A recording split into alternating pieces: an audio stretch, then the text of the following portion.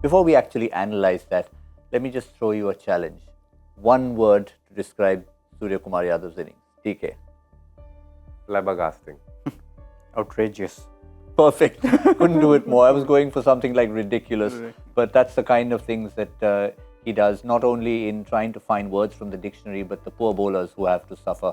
I mean, how do you even make sense of something like that? We talk about playing outrageous shots, flabbergasting shots. How do you actually prepare in a cricketing sense to even go about that?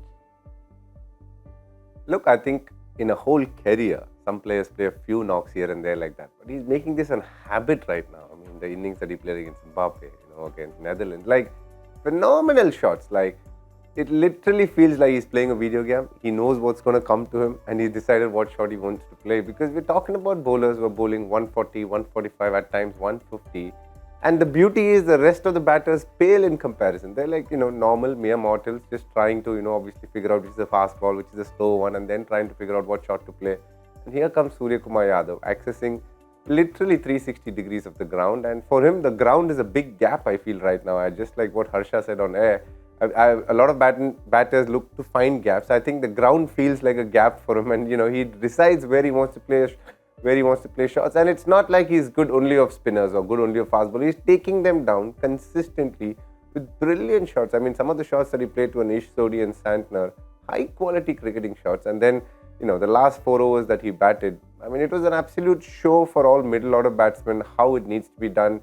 You need supple wrist, you need to get into the right sort of positions, you need to have a very still head, and you need to have bat accessing all angles, whichever way you want to play the ball. And he plays the field to a tee, makes the captain look like a fool at times, and the bowlers even worse. There was a small, Lockie Ferguson gets it for a boundary, and you can see him scratching his head. I'm literally sure that's what each bowler is bowling, because they're bowling some good balls at him. It's not like they're giving him freebies, and the shots that he manages, phenomenal.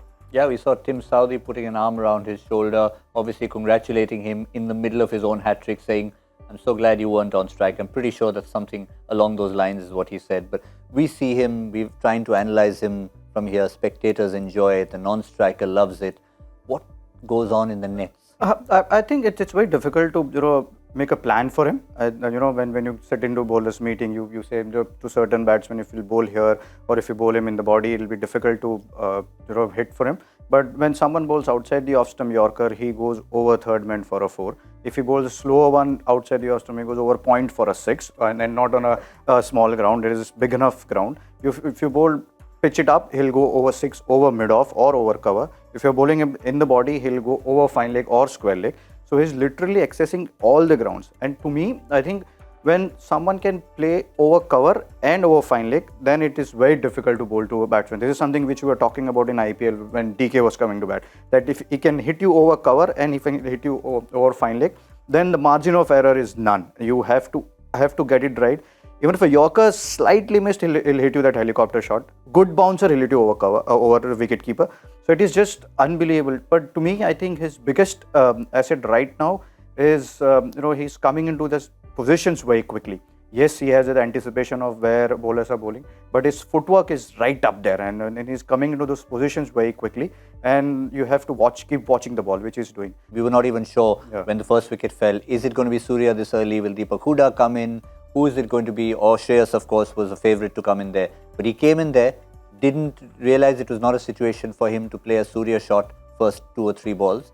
So he was taking his time and then obviously worked his way through the entire innings. I think that was a very good move by Indian team, to get him to at number 3. You basically want your best player to play as many balls as possible, and India just did that. So the understanding of the situation is high. We always talk about his runs in IPL, we always talk about his runs recently in World Cup, but you have to remember that he already has 5,000 first class runs. He has played 6 or 7 Ranji Trophy seasons before getting into Indian team. So he understands the game. He has played on different kind of surfaces in India, whether it is a rank turner or a seaming wicket. So he knows how to evolve himself into different kind of situations and different kind of wickets, and that is one of the reason why you see him adapting to situations very quickly. So I think that has helped him. Yes, and obviously when you're batting like this, you have a lot of confidence with you. You can literally make fool of all these bowlers, and you can be boss out there. And when a bowler is scared to bowl at you, you can do whatever you want to do. And Suryakumar Yadav is exactly what doing it. He's just challenging all the bowlers. You can bowl wherever you want, but I'll be one up against you.